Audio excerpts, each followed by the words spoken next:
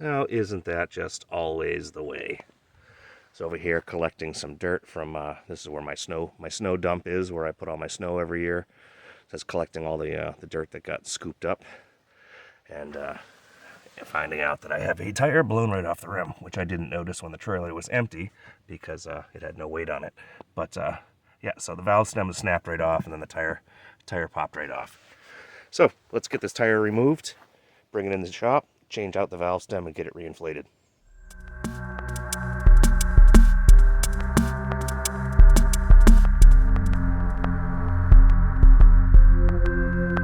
You know how it's always got to be something? This thing is all the way down and doesn't quite fit under. And there's a rock right there, so I can't dig. So let me figure something out here. All right, well, I took a look around underneath looking for a good strong point to jack. I think this little curl of metal right here is about as strong a spot as any. If you look underneath there, it's pretty much all sheet metal. I'm going to dent the bottom for sure. So I'll give it a whirl right here on this thickened bit. All right, let's see how this goes. It doesn't look like it's deforming at all. I think we're going to be just fine. If I have enough lift here. I think we will. It's putting a good twist in the trailer, though. It's a little curly there, so I'm going to want to set that down as soon as I get this tire off. All right, I just decided to set it down on a cinder block, and this squared right back up, so I'm not twisting the heck out of this poor guy. Right, these things are really easy to get off. It's just one of these big old E-clips and a couple of washers, and that's that. All right, put this back on here for safekeeping, so I don't lose it. Let's go back in the house. All right, get some of the crud off this thing. Not that it really matters, because I'm going to bring it back outside, and it's going to be cruddy again about 3 minutes later. But anyways. First off, I'm just going to trim the last bit of this thing off. This is just not doing us any good.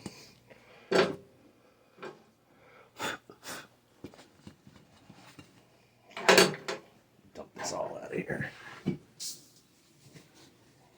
All right.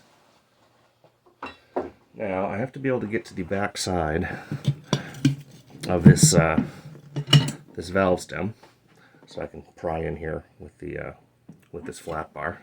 Easy enough to get underneath. Now basically what we're going to do is we're going to push this rubber piece, or pull it actually back through to the other side with a pair of pliers and pull it out. You guys get a little bit of a better angle so you can see what's going on here. Hopefully you can all see that. Right here is the bottom of the valve stem. I'm going to grab this, give it a yank. I'm going to get a better pair of pliers actually. Hold on. It's probably a little better. I'll grab a hold of this guy and pull it right out. You really don't want to drop it in the tire. It is such a pain in the butt to get out of there. So that's basically your biggest thing you're trying to do, is not lose it in there and have to go fishing for it. Okay, so here's our new valve stem right here, and it goes in from the inside and pulls out. You pull the stem out this way to snap it into place. You can see it's kind of got a little groove where it just locks into the tire. Now, in order to do that, they make a tool like this, which is just threaded to accept the end of the valve stem, and you just use this as a lever to pop it up and through. So let me show you how that works. First thing I'm going to do actually is I'm just going to put a couple of blocks of wood in here, so I don't have to sit here and hold this flat bar, try and keep my tires split. Let's make it a whole lot easier. There we go. All right, take our valve stem, pull the cap off. Thread it up through the hole a little bit. Again, don't drop the thing. Whatever you do, don't drop it. See if I can get it up in through there. All right, let me do this with a pair of pliers. I don't want to drop it and go fishing.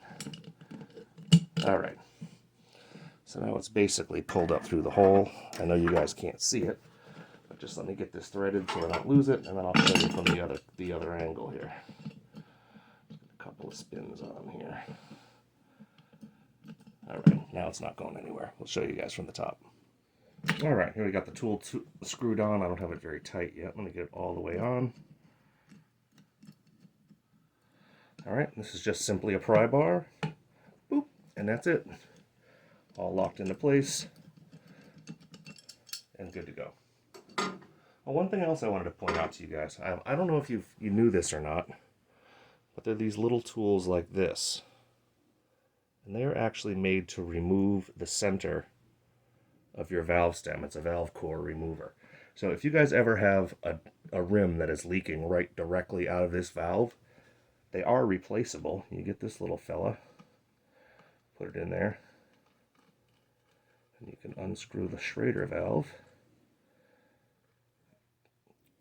and take it out and replace it without actually removing the valve stem itself. So just a little tip, if you do have that, usually happens if you don't have a cover on it and it gets a whole bunch of dirt in there. It'll just get all full of crud and start leaking. So good tip if you ever have a bad valve.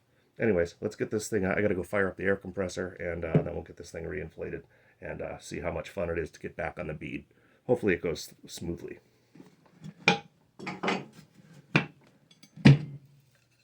All right, now I look pretty fortunate. When I took the boards out, it looks like the bead kind of popped right back up, more or less in place. That's not always the case. Sometimes you'll have a gap and it's a whole different ball of wax to put the tire on. In that case, you would usually squeeze with a ratchet strap or something around here, which curves the tire and pushes the beads upwards and makes them seat up in the rim. But doesn't look like we'll have that problem, but you never know. We shall see. This tire is good for 35 psi. It looks like we're on.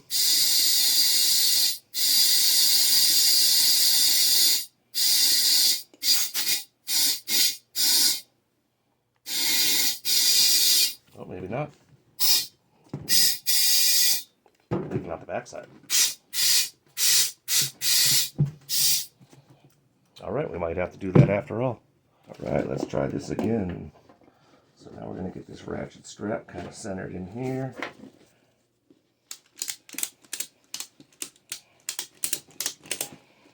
Give it a good squeeze. And doing so, it should help squash that back onto the bead in theory. Now we'll give it a shot, see what happens.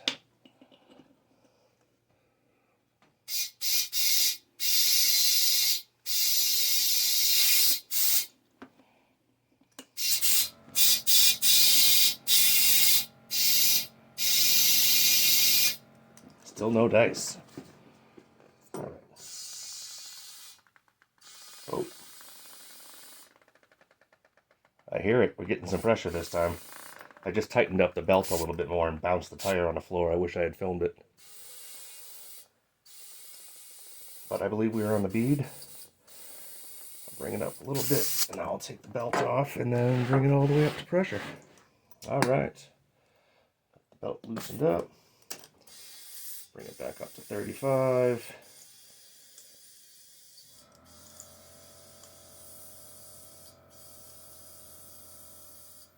There we go.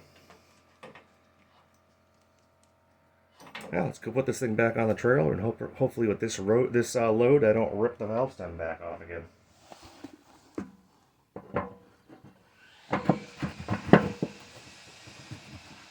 Come on.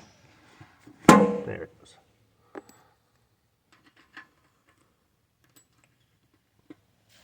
There's my hammer. Tap this guy right on there. All right, there we go. This thing is only bushings, not bearings. And they were a little dry in there. So I'm going to lube up this side and the other side, as a matter of fact.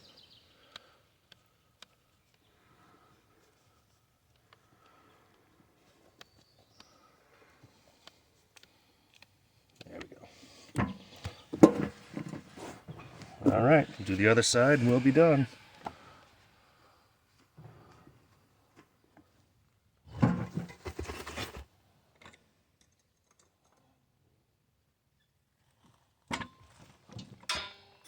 All right, well, thanks a lot. As you can see, it's really easy. It requires about a $5 tool and just a couple of dollars for a valve stem. Really easy to take care of yourself, so hope this helps. All right, I got to get to work.